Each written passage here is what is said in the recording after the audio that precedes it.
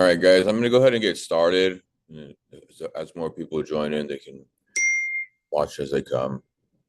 So, my name is Hussein Suleiman. If anyone doesn't personally know me, I've been with the company for about 18 months. The purpose of this Zoom is for you guys, for the new agent that may be like a little skeptical about this opportunity. Maybe they're a little nervous. They haven't maybe made any sales yet. They've been dialing and dialing and dialing. So, I'm going to go back from before I started. I was driving Uber and I was cutting fruit, making three, four, $5,000 a month. I was looking for a better opportunity. I always knew there was something better out there, but I just had to find it. And so I was spoken to my upline, Mahmoud. He was like, "All right, we do sell life insurance." And I was like, "Mahmoud, do you think I can make like $1,000 a week, $1,500 a week selling insurance?" And he kind of laughed at me. And I was like, "Oh, well, maybe they do make a lot of money." But I was on the fence for anyone on here. They might be doubting it. Maybe they're having a tough time their first 30, 60, 90 days.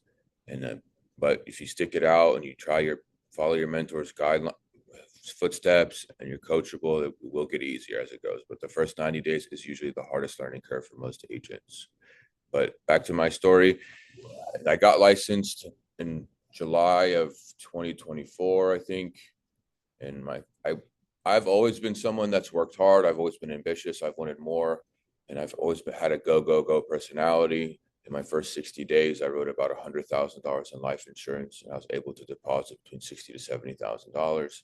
Now I'm a little lunatic. Some of my people on my team tell me that I do work day and night and just workaholic, but it's possible if you do put the hours in, if you follow your mentor's footsteps, you can do things like that. And again, this is not about me. I'm not here to boost my ego in the most nice way possible. I don't care what anyone thinks about me. It's about you guys. It's a testimonial. If my goofy, loud, obnoxious ass can do it, you guys can do it. All right. But what was my keys to success in my first 60 days before we get into the no why, no buy? I was coachable, right? I had a mentor, Mahmoud. He was selling $50,000, $60,000 a month. I personally think if your upline is not selling, it's kind of hard to follow them and take them serious, right? You want to lead from the front. If you do have a team and you want on here, you need to keep selling. And so Sean Mike said you have $1 million a month team, all right? But he was selling, he was closing deals in front of me. It's like, okay, this is real. So I humbled myself. I had no virtual sales experience. So when I came in, I was like a little guinea pig, and usually, even for my personality, I'm pretty stubborn, but I strictly followed what that man told me to do. I shut my mouth and I fucking listened. Excuse my language, and it worked, right? But one biggest thing that I would have to say is, yeah, I was coachable. Yeah, I did follow my mentor's footsteps, but I also worked really, really hard, guys. If you really want to be a multiple six-figure earner here, you're gonna have to put in the hours. For a new agent, I do believe it's 10 hours minimum dialing your first 90 days, right? And those 10 hours every single day, two things are bound to happen. You're bound to find people that, one, they just straight up need life insurance. And then two, you sharpen your skill set. If everyone in this Zoom goes to the gym right now and we all start shooting basketballs, if we do that every day for 90 days, we are going to get good at it. All right. It's just the nature of life. The more you do something, the better you get at it. All right. And then let's see here. So that's what my first 2, 3 months looked like. I did work 10, 12, 15 hours a day for my first 60, 90 days. And I was able to really change my financial situation for the better. And again, not my ego, not blah, blah, blah, blah. This is for you guys, everyone watching that may have doubts about the business. If you keep your head down and you keep working, you will see the fruits. All right, now I'm going to emphasize the importance of building the why before we get into the script a little bit. After we talk about the why and the main concepts, I'll go through the script one time with you guys. So life insurance is not like something you use every single day. Like right now, my cell phone, you guys see it on the camera, every single day I use it, right? And actually, somebody's calling me, but the point is, it has I'm physically using it every day. I pay money for it, and it's something that's actively being used every day. Now, life insurance is not the same thing, right? For the most part, unless you have a big IUL, you're not going to be thinking about it every day. You're not going to be actively using it every single day. So what does that mean for the agent? What do we have to do if I'm going to buy something and I'm never going to use it? I'm going to put it in my safety deposit box or in my safe. It's got to have some kind of sentimental attachment to it. There has to be some reason for the insurance, right? That's what we call the why. Now, literally, insurance is literally a piece of paper that the client's gonna get. It's a check for the future, right? Maybe it's 100 grand, maybe $1 million, maybe just a simple cremation $5,000 policy. But again, there has to be some reason for the client getting the insurance. I don't care how good you are on the phone. I don't care if the customer really likes you. At the end of the day, they might like you for that 30 minutes, or yeah, they might like, oh, sweet Sarah was so nice to me, honey. I signed up for this life insurance policy. Honey, we don't need that. What is that for?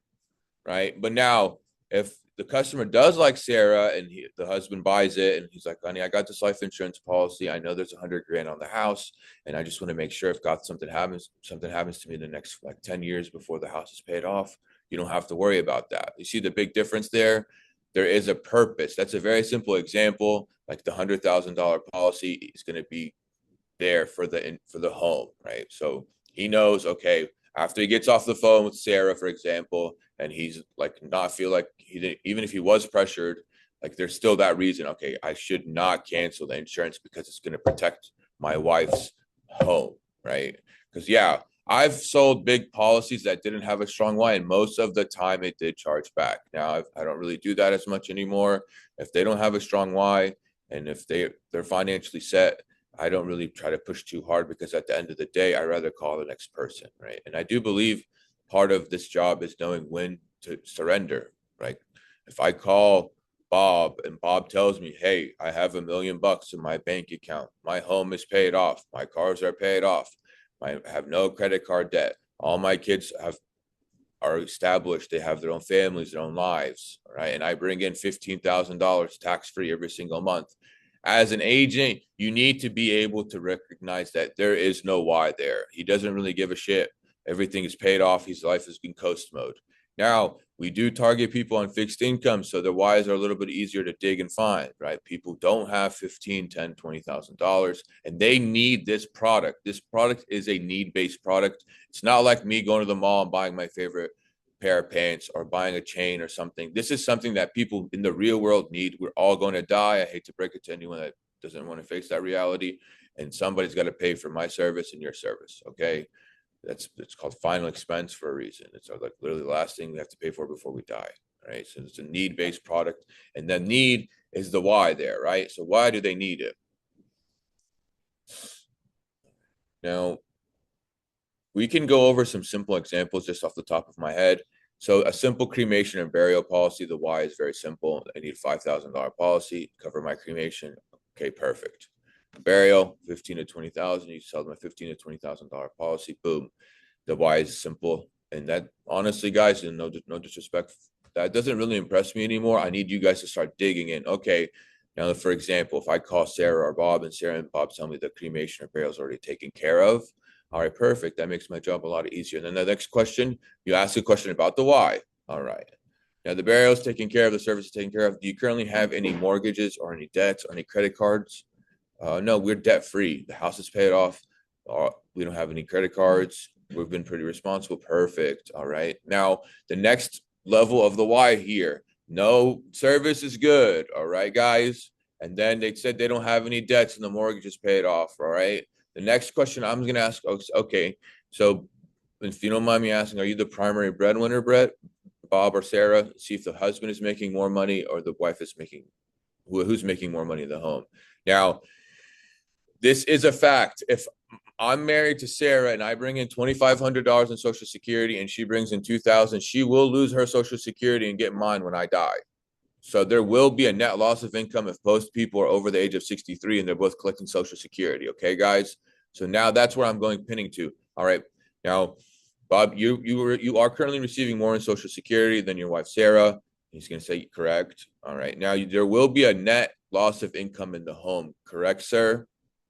And he's going to answer me correct. Now, when I keep asking him correct, sir, or correct, ma'am, I think my mood told me that's a subconscious close. I didn't get the account number yet. I don't have an effective date yet, but I'm making him understand there's a reason for these questions, that there may be a need for insurance here when I'm asking these questions.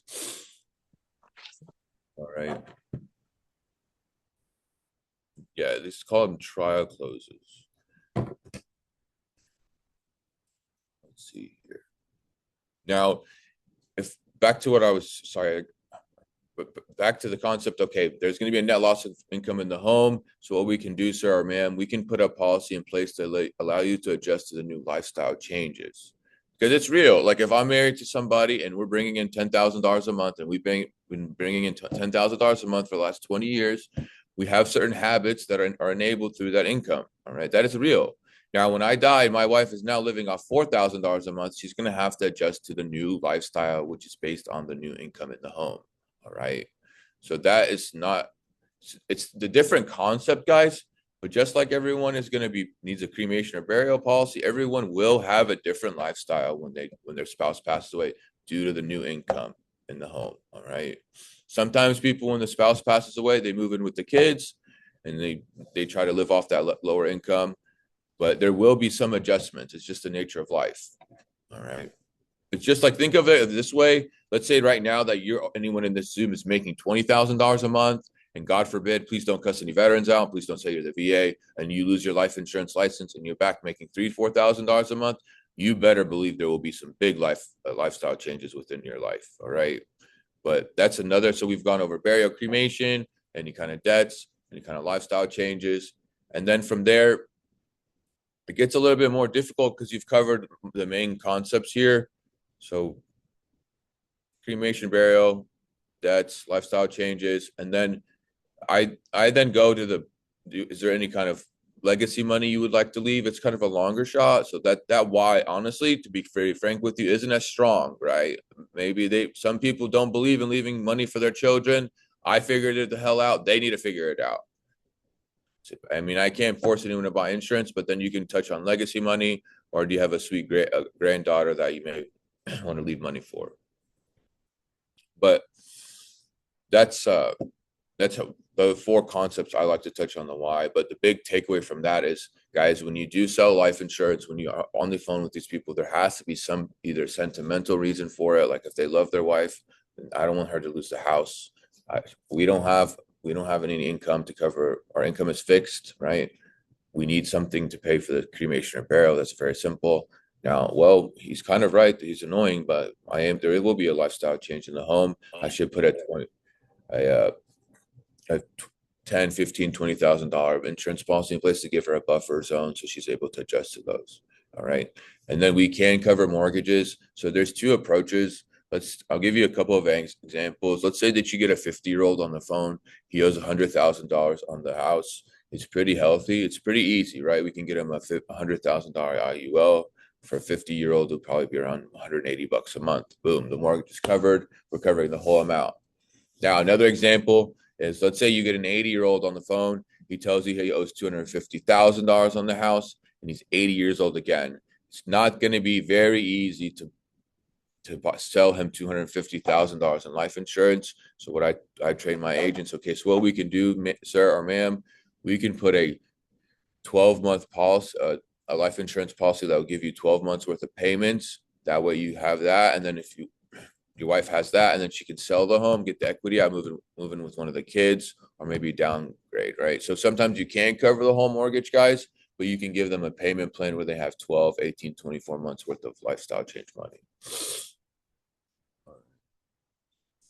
And the psychology of building the why. So somebody told me that one time when I was selling insurance in my office like 6 months ago, oh, you're manipulating them. I don't think so, but I'm going to touch on that. Like in terms of psychology, when you make it to the age 50, 60, 70, and 80, you've been married to somebody for hopefully 30, 40, 50 years, and you love them. Like at the end of your life, guys, you're not going to really care about money as much as you do now, right?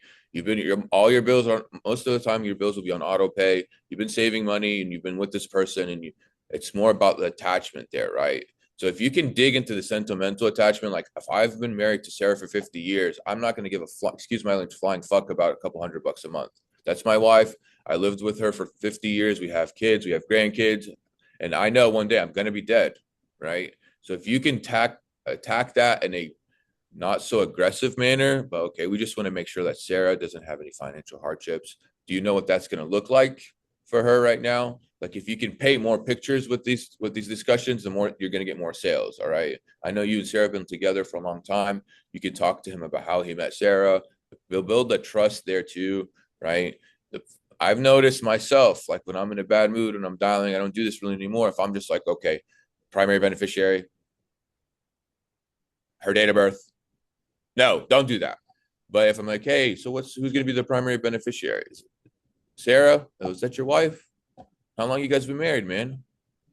Throw a joke in there. 40 years? I can't keep a girl for 40 days, man. You got any advice? Right? Why'd you pick her? Like you're a human being, right? I don't like to spend my money. I work really, really hard for my money, right? But if you create an interpersonal connection, that's the psychology behind it, right? If I this shirt, I swear to God, I really like this shirt. But if I go to the mall and some sales rep named Angela or Bob is rude to me or is not nice, I'm not gonna buy it.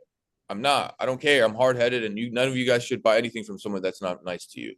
But I don't think anyone has an issue being nice. But the psychology is okay. This guy was married to this person. They love them. Okay, it's for his daughter. That's his baby girl, right? If you can build an attachment, like, oh, is that your only daughter, for example? Is she married? Does she have any kids? What does she do for work? Right? We're human beings at the end of the day. It goes a long way, guys. All right. That's the psychology of the sale. Let's see here. And then tonality. So for me personally, I when I go to the doctor, he does talk to me in a good tone, like a serious tone. If I went to the doctor and the doctor was talking to me like, "Hey, Hussein, how are you doing?" I would question his authority. Like I would be nervous to let him touch me or let him prescribe me medicine or let him take my blood pressure or anything like that. But if he walks up to me, he's like, "Hey, Hussein, this is Dr. Smith. How are you doing today?" I'm like, "Oh, he's got my attention, right?" That's my tonality. Like in the first 90 seconds, I'm a big believer of like it's your tonality is the most important part in those 90 seconds. Do you grab the client's attention? So personally, me, I'm a little bit obnoxious, but hey, my name is Shane. How are you doing, sir? I'm just giving you a quick call, right? Who the hell is calling me talking like that, right? But if I'm like, hey, this is Shane with the coverage and care center, it's not going to be as they're not going to be as like intrigued to call back. You need to grab someone's attention in the first 90 seconds. I'm a big believer in that. And then I always tell my guys in the first 90 seconds, it's hey, how are you doing? This is Shane with the coverage and care center. Mark, I have your date of birth. Boom. 1/1/2000. You need to say their date of birth as soon as possible because that gives them a reason to stay on the phone and be like, how does he have my date of birth? Why does he have my date of birth? Who is this man? All right. Now you have their attention, and that date of birth needs to be spat out in the first 15 to 20 seconds of the call. All right. And then you can dig into the why. All right. Immediately adjusting, okay, looks like you sent in this request, making sure your funeral is taken care of correct or your cremation. And then, like I said earlier, if the cremation or burial is taking care of any kind of debts, credit card, mortgage, legacy money, all right. But tonality, I'm a big believer. Like you need to grab the person's attention, and as the discussion goes on, you should keep the same tonality. If you're kind of mellow in the beginning, keep mellow the whole time. If you're strong and assertive, you need to be strong and assertive the whole time. All right.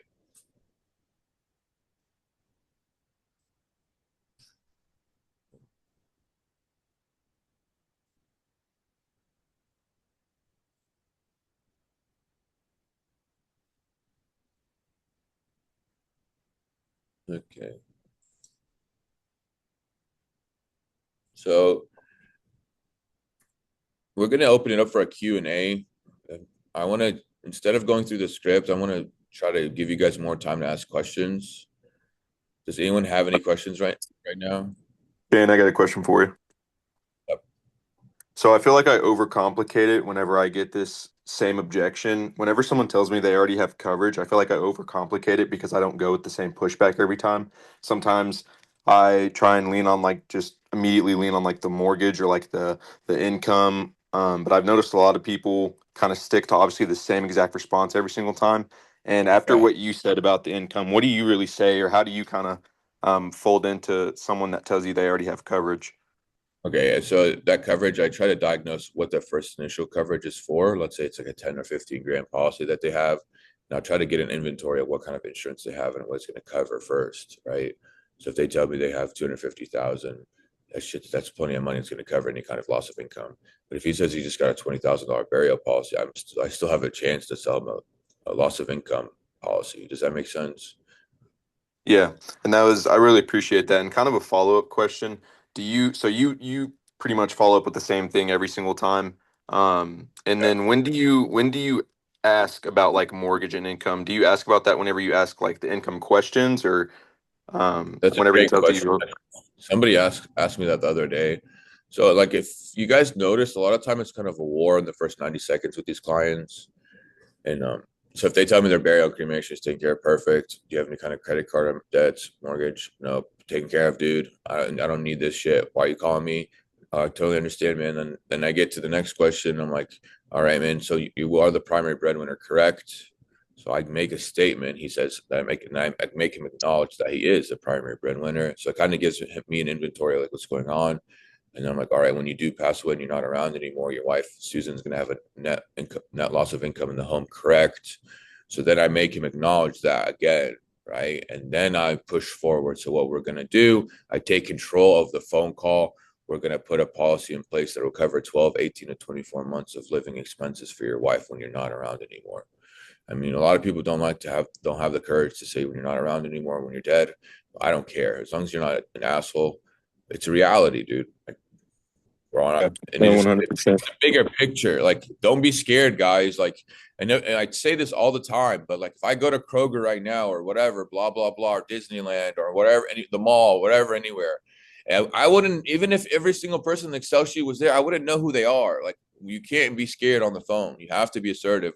And if you really want to get to the next level, you need to be confident and be in charge. Like I said, when I go to the doctor, I don't question him or her. I really don't, because they're trained. You are a trained professional. You took a course, you got a license. So you need to act like it on the phones. I really appreciate it. Thank you. Yeah. Let's see. Shane, I just want to piggyback off that last question because the example you gave, you dropped the beneficiary's name. I'd say Yeah. 90% of the time, most of the pushback I'm getting of veterans convinced that they're already good and they've got it covered, they haven't said their beneficiary's name yet. I haven't gotten that far. So Yeah. how do you handle that without the beneficiary, without the why, basically? Yeah. So are you married, sir, ma'am? So when you do pass away, like I'll ask. They don't need. If I don't need the name, I'll just assume Are you currently married, sir or ma'am or sir? And then you just pivot, right? Just because somebody doesn't tell me their name doesn't mean I can't still dig. But it does make it a little bit more challenging. Like, okay, if I call somebody and they don't want to give me the beneficiary's name, that's going to be a little bit more tough to dig into the why, but it's not impossible. Does that make sense? Sure does. Thank you. Yeah, you're welcome. But if somebody doesn't want to give you the beneficiary's name, it's going to be a little bit tough to be honest with you. But next question. I don't mean to like keep anyone else from asking a question. This is kind of like a follow up again. Say for example, they don't give you an objection and they don't tell you they already have coverage. So when then would you ask about, bills, mortgage, or loss of income and all that? Whenever you ask like how much money they're making each month, and they So kind of go into it. they didn't give me an objection the first 90 seconds. They said they just want to cover the funeral expense. Yeah, like what if they well just simply what if they don't give you the objection that they already have coverage? Like when would you dive deeper into the like income and mortgage whenever you're asking them how much money they make each month or Yeah, I would wait. Then I'd try to build more trust before I ask those questions later on. But if it's a fight in the first 90 seconds, I'll try to dig for the why. But if I have a cooperative client, I guess I'll leave it alone until I get to the income. I'll be like, what is it going to look like? You know, you're bringing in $6,000 a month, and you're bringing in excuse me, you're bringing $6,000 a month, and she's bringing $2,000 a month. What's it going to look like when you do pass away? When I talk about the income, I'll talk about that. And then I just want to make sure that we factor in not just the service, any kind of debts, and then any kind of lifestyle changes. It's a lot easier when they're cooperative. But yeah, to answer your question, when I bring up the income, that way when I go down after I tell them it's permanent coverage, and I I tend to take a break before I do bronze, silver, and gold. All right. So do you have a ballpark idea? I know we talked about she's going to lose the income. You're going to cover the burial and leave her with like 2 years worth of lifestyle changes, right? Or last night I sold an IUL for 100 grand. He just simply wanted 50 grand for each of his kids. I couldn't really dig anymore into a why deeper. Like his house was already paid off and he was in a good financial situation. It was straight up legacy money. And there was no stronger why. Home paid off. He's healthy as a horse.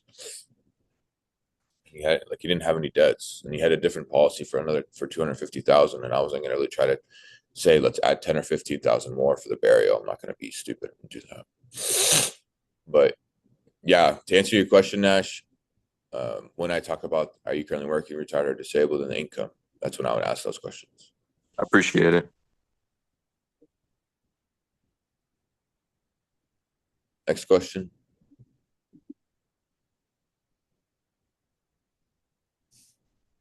Shane, I got a question for you, bro. What's up, Travi? So a lot of my clients, they'll tell me straight off rip in the call, okay, I only want that basic funeral expense. How would you go about building a why for something more? So I think we got to build it. Like, do you think they tell you they only want the basic funeral expense at the end of the call, Travis, or like in the middle or the beginning? I would say fresh off the beginning, because you start off, you just want to make sure no one has to come out of pocket for your funeral expense, correct? And you're like, okay, that's good. Did you want to leave any extra money behind if possible? And they're like, no, just the funeral expense at the very beginning. And that's exactly so. That's when we need to make them realize they actually need more money. They need a bigger coverage amount, right? And then as an agent, if they tell you they do bring in $6,000-7,000 a month, that's when you would ask those probing questions. All right.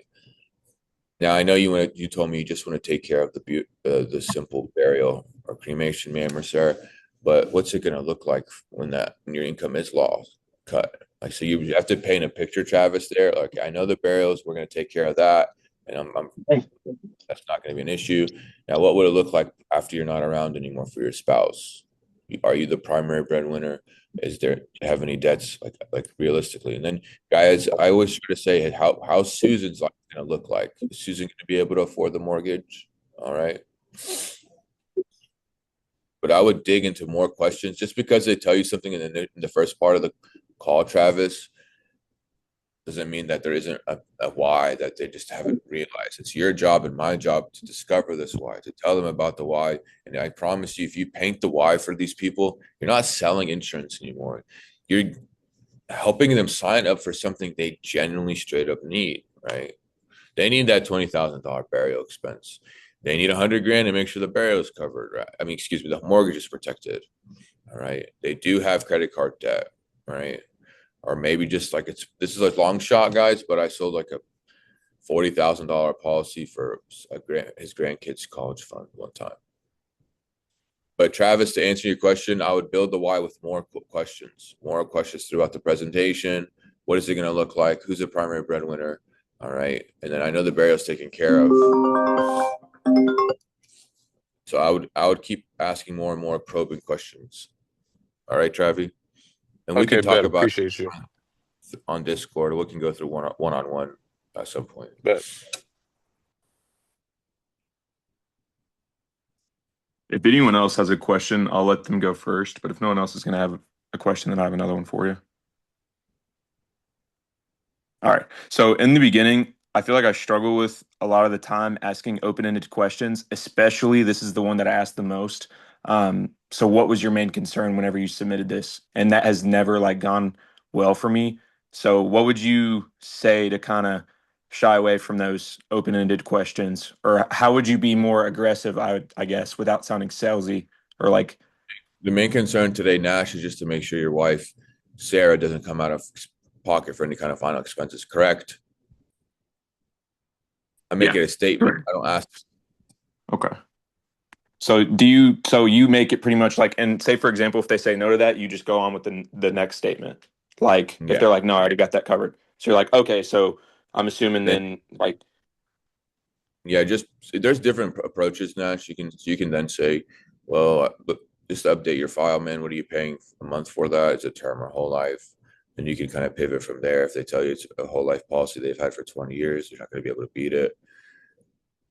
All right, but if it's just, and then you get an idea of like, I like to think of take inventory of what kind of insurance they have at the moment, right?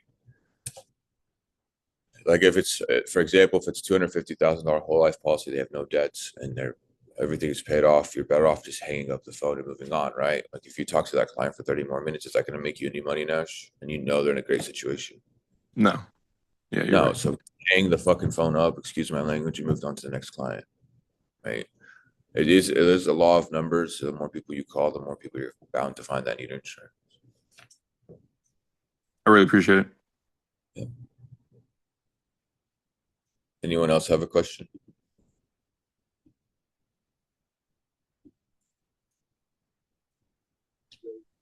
Yeah, I got a question. Can you hear me properly? Yeah, what's up, Juice? Okay. Um, when do you know when you're just like doing too much on building the why? I know you can't really necessarily have too much of a big why, but how do you know if you're just like doing too much? And they're like, all right, bro. What do you mean, like doing too much? Like you're like over I asking guess too like stacking, much? yeah, like stacking too many questions back to back. How do you manage that? So I would give it space between each one. Like I would give it not space but time. Like I would let them talk to me. Like, hey, is this the main concern? Is the burial or cremation? Yeah, and then I would go with that, and then later on build the why. But the problem some agents have is like, okay, the burial cremation is the main concern, correct? No, I already have that taken care of. Okay, mortgage? No. So instead of asking direct question after direct question after direct question, I try to build it up. Like, okay, do you have anything in place for your burial or cremation? Yeah, if that's taken care of. All right, do you guys owe any money on the house? How much do you owe on the house? Like you talk to these people with like calm, collective questions that just build the why out naturally. And then they tell you, okay, I owe 100 grand. It's okay. I guess the main concern here is just to make sure that's covered. That's why you filled this out, correct? All right. But if you're just asking really direct questions and you're not asking like probing questions, like to get to the why, if that makes sense, it's a little bit more difficult. Does that make sense, Juice? Yeah, that makes a lot more sense. I appreciate you a lot, Shane. Yeah, one love, bro.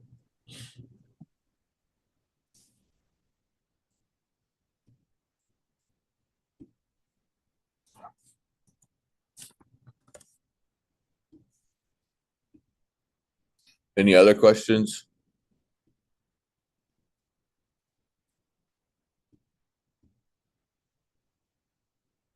Yeah, I got another one. Whenever you find out they already have coverage, say they have about like 20,000 in place, Yeah. what are you doing to spend their coverage besides, basic expenses? So first thing I would check, like right off the top of my head, is can I beat that rate? Is that something they've had for a while, right? That's most of the time you can. If it's like you cannot, if it's like 10, 15, or 20,000. But if they have like a bigger policy, it's a little bit easier. And then I will assign a meaning to that coverage, Juice. Like, okay, that 20,000 is going to be for your cremation or for your burial, correct, Juice? Like I'll, Yeah. I'll I'll be friends with the client. All right, perfect. It's like that's I'm glad you got that taken care of.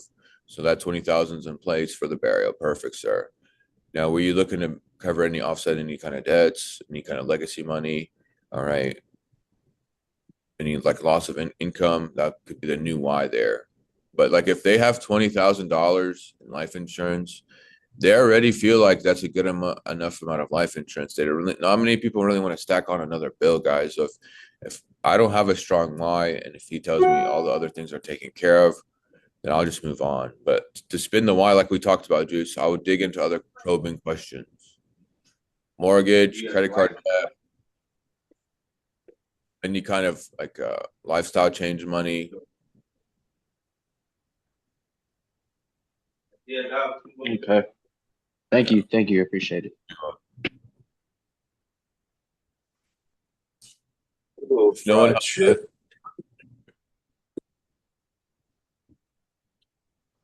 If no one else has any other questions, I'm gonna go ahead and end the call. And